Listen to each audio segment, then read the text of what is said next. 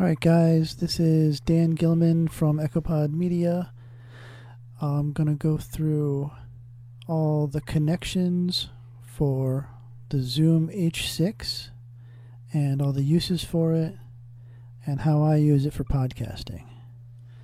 So we're going to start from the top. This is an XY mic.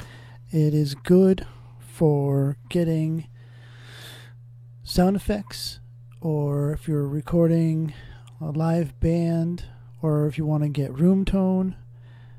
Also, you'll notice right here, there is an 1/8 inch jack connected to my phone right here.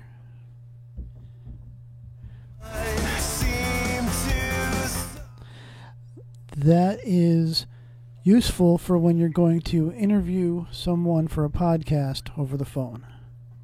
The guest will hear you through the microphone on the phone, and then their voice will feed back into the XY mic 1/8 inch input into the H6, and that's left and right here.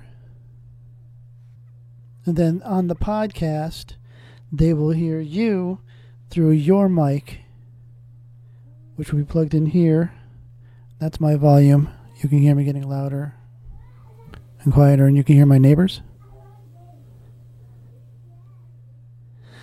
Also, if you wanted to do Skype or Google Hangouts, you could use a 1/4 inch to 1/8 inch over here on a computer. That can also be stereo. You can go right into the XY again. But that's another option. That would be a mono track. We also have a condenser mic and a dynamic mic. Right now I'm talking through a dynamic mic, which is this black one right here. It's the same exact thing that I'm talking through right now. And you can hear how sensitive this mic is. The condenser mics are 48 volts phantom power. Here, I'll even turn mine down.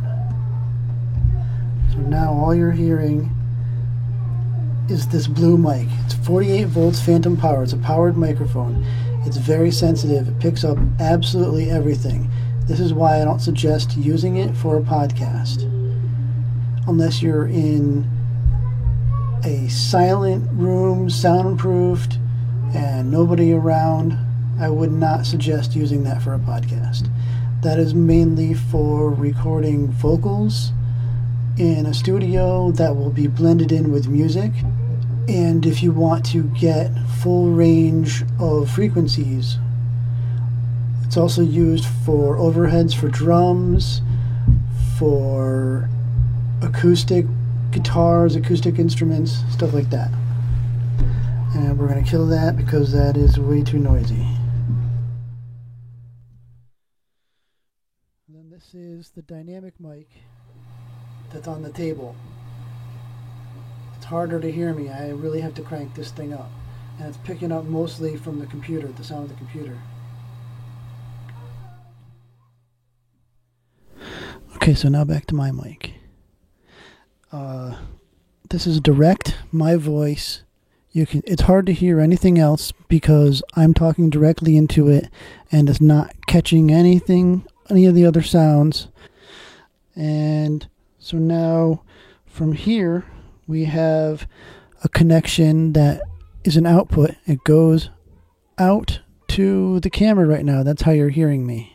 And then the headphone out, and you can have a 3-way splitter, so you can have 3 people listening. And you could set up 3 microphones or 4 microphones if you want. And you can also plug a headphone into this. This is your USB. This will power the unit. It does not come with a power cord. So you would use the USB cable and you would plug it in with like a charging block from a cell phone through USB if you want to use it just for power. Or you can use this cable to plug into your computer through USB if you want to use it as an audio interface into your DAW.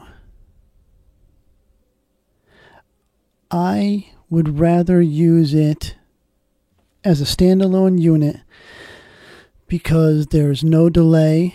You're not hearing the sound of the computer in the background. And when you're recording on a computer, there's a lot of delays, a lot of feedback. So when you hear yourself talking, you'll hear your voice come back over, and it's really distracting when you're trying to talk, and it messes up the way that you speak. So I typically use just this because it's clean audio, no distractions.